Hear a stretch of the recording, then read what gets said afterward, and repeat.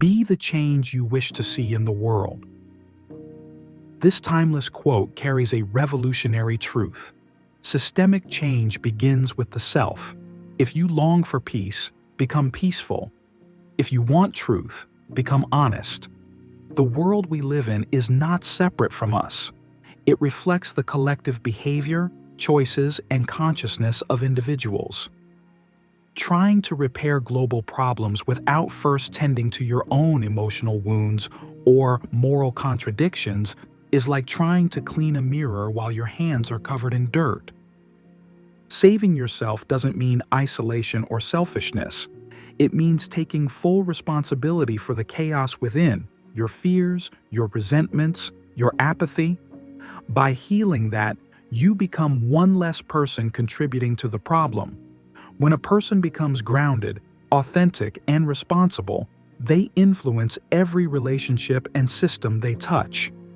That's how personal transformation becomes a political act, not through slogans, but through integrity. The greatest danger to the world is the projection of our own shadow. Jung understood that what we repress within ourselves doesn't disappear. It gets projected onto others. The people we condemn, the systems we rage against, and the enemies we invent often mirror the unresolved parts of our own psyche.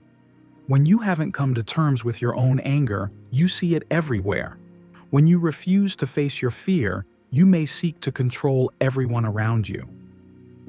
Saving yourself in Jung's sense means integrating the shadow, the part of yourself you deny or fear. When you do that, your judgments soften, your empathy expands, and your conflict with the world eases. You stop being a source of unconscious harm. The wars you fight within determine the peace you can bring to the outside world. By bringing light to your own darkness, you reduce the darkness in the world. To put the world in order, we must first put the nation in order. To put the nation in order, we must put the family in order. To put the family in order, we must cultivate our personal life. We must first set our hearts right.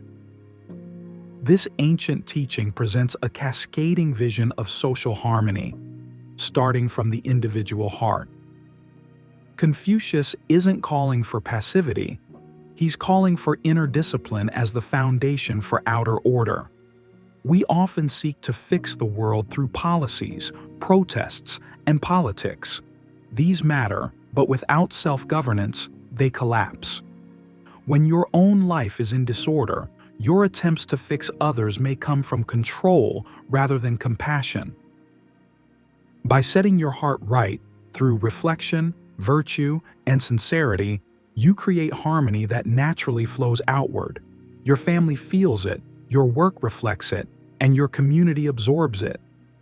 Saving yourself in this sense is an act of social leadership, not solitude. You become a living example of the world you hope to create. Clean your room. Jordan Peterson.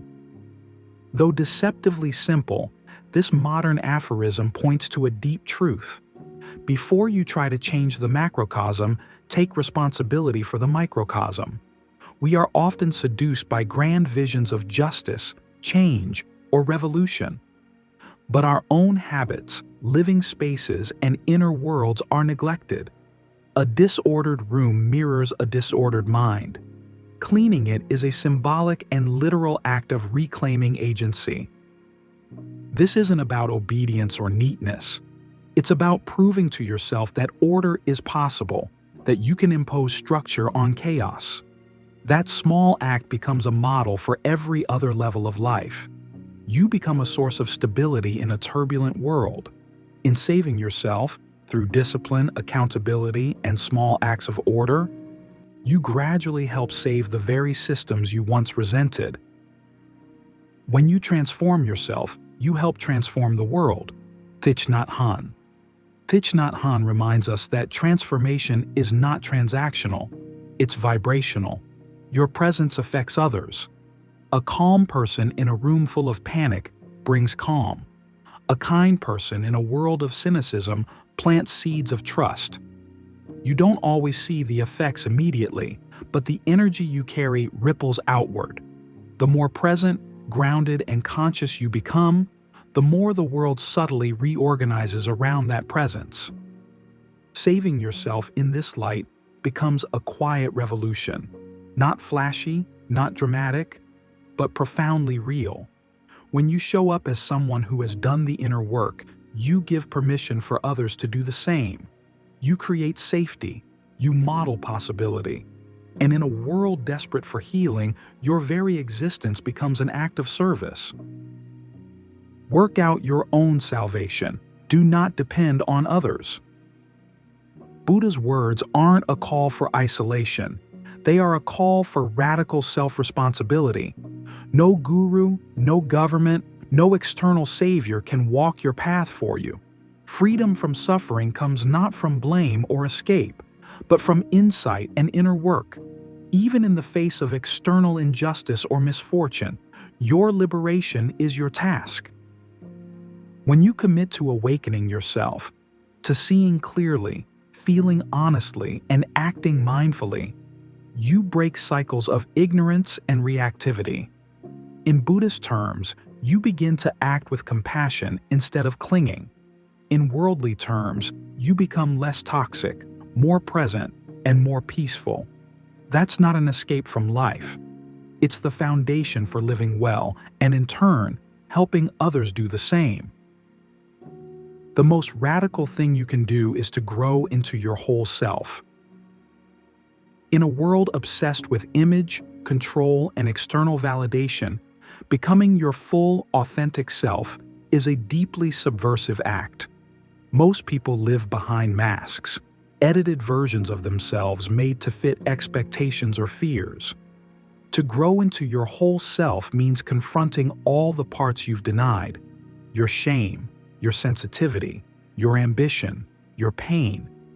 It means letting go of who you think you should be in order to become who you are. And when you do that, when you stop betraying yourself, you stop demanding the world reflect a false version of reality. You stop needing others to carry your unresolved emotions. You walk lighter, speak truer, love more freely. This is how healing becomes contagious. Your wholeness invites others to become whole. Your presence becomes permission.